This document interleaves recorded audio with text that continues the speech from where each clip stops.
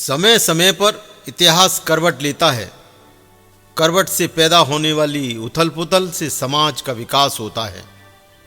हमारे मन में यह विचार उस समय पैदा होता है जब हम योगीराज कृष्ण की जन्मस्थली मथुरा में 150 वर्ष पुरानी शिक्षण संस्था राजकीय इंटर कॉलेज के गौरवशाली अतीत और लड़खड़ाते वर्तमान पर विहंगम दृष्टि डालते हैं।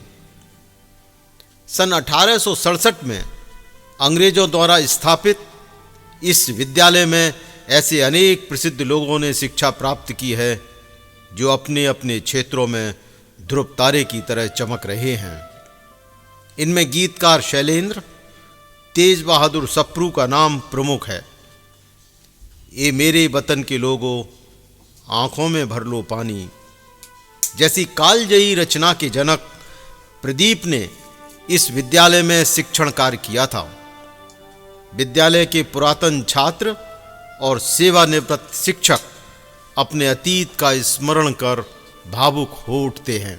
हम लोग जब पढ़ते थे तो किस प्रकार से राजकीय विद्यालय में पढ़ना एक स्टेटस सिंबल माना जाता था कि आप राजकीय विद्यालय में पढ़ रहे हो। और जो हमारे टीचर्स थे उनका स्टेचर हुआ करता था समाज में कि भाई ये राजकीय विद्यालय के प्रिंसिपल हैं, ये राजकीय विद्यालय के टीचर हैं।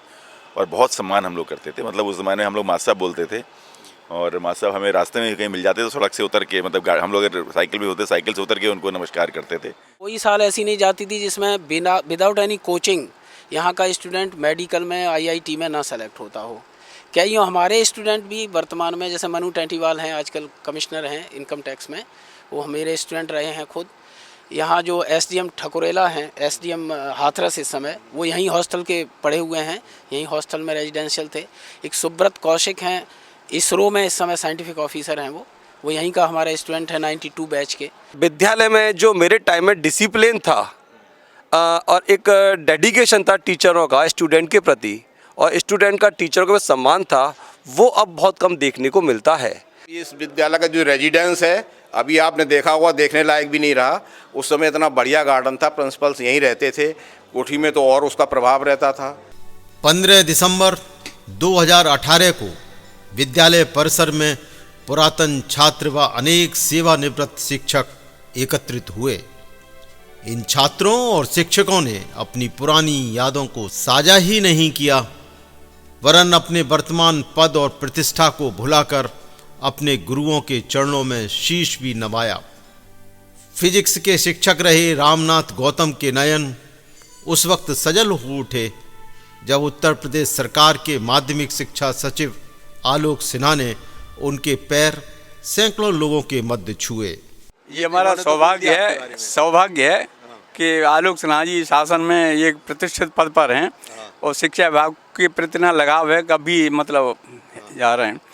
इंटरमीडिएट का इम्तहान दिया यहाँ से, तो उस समय इनका चंपा अग्रवाल में सेंटर पड़ा था, और चंपा अग्रवाल सेंटर में उन्होंने फिजिक्स का पेपर 1.5 घंटे में कर लिया था। तो पेपर 1.5 घंटे में करने के बाद में लड़कों ने मुझे बताया कि सिन्हा साहब ने पेपर जो है 1.5 घंटे में कर लिया, क्या किया पता नहीं। तो लड़कों से मैंने पूछा, तो फिर बुलाया मैंने सिन्हा साहब को, मैंने कि इतनी जल्दी कैसे कर लिया? सर पेपर बहुत अच्छा था। उसके बाद IIT में सिलेक्शन हुआ, IAS में 3rd पोजीशन आई। तो ये सौभाग्य हमारा है कि मतलब इतने अच्छे स्टूडेंट GIC से।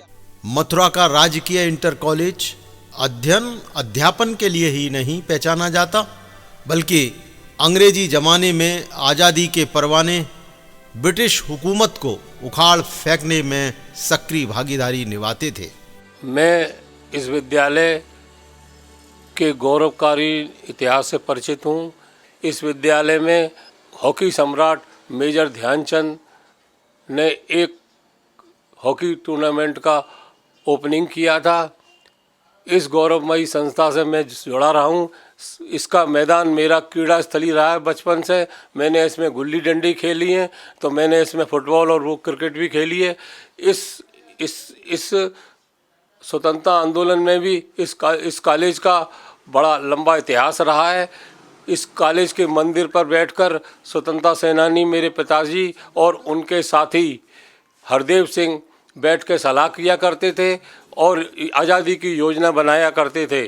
श्री हरदेव सिंह जी के सुपुत्र इस कॉलेज के 4th क्लास चपड़ासी हुए और श्यामा, ये दोनों हॉकी की टीम में और फुटबॉल की टीम में ऐसा खेलते थे कि दूसरी टीमों के छक्के छुड़ा देते थे। दुख की बात यह है कि इस विद्यालय का अतीत जितना गौरवशाली था, वर्तमान उतना ही चिंतनीय है।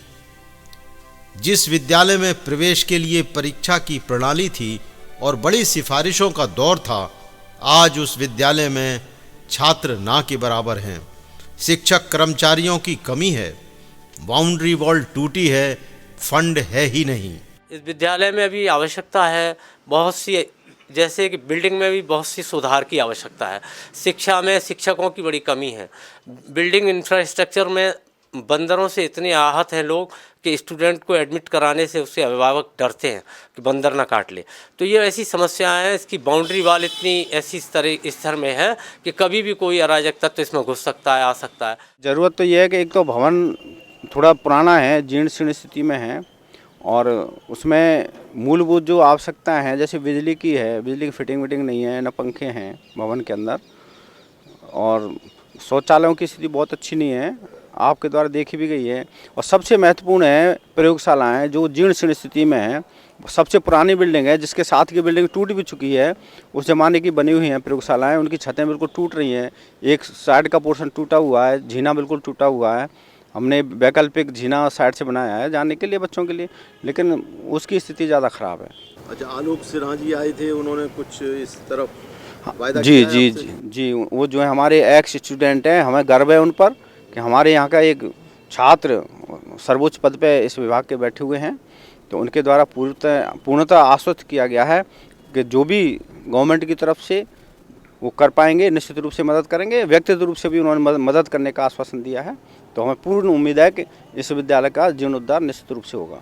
अनेक छोटी बड़ी चुनौतियों का सामना कर रहा यह विद्यालय आज अपने अस्तित्व के लिए अदालती लड़ाई लड़ रहा है। शहर के एक व्यक्ति ने विद्यालय की 5 एकड़ से अधिक भूमि पर मालिकाना हक का मुकदमा दायर कर रखा है।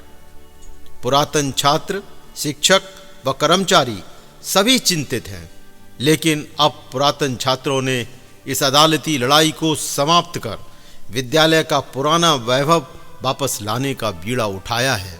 ये लिटिगेशन के बारे में मुझे बताया गया कि यहाँ पे कुछ स्कीम निकली थी, इसमें कि टीचर्स का स्कूल का नाम रखने के लिए कोई डोनेशन देने की बात हुई थी। तो जो ज़मीन है वो शायद राजा भरतपुर ने यहाँ पे दी थी और नाम किसी और के नाम पे रख दिया गया। तो उसको बात को लेकर के झगड़े शुरू हो गए। तो मैंने पूरा बोला कि पूरा डिटेल्स हमें झगड़े का दे दें, जिससे कि इन झगड़े को निपटाया जा सके। स्कूल में इस प्रकार के झगड़े होना बिल्कुल भी उचित नहीं है। मथुरा जनपद के अनेक समाज सेवी व शिक्षाविद इस विद्यालय की तन मन धन से सेवा करने को आतुर हैं। उम्मीद है जनता की सदिच्छाएं मथुरा जनपद की समूल धरोहर को बचाने में कामयाब होंगी।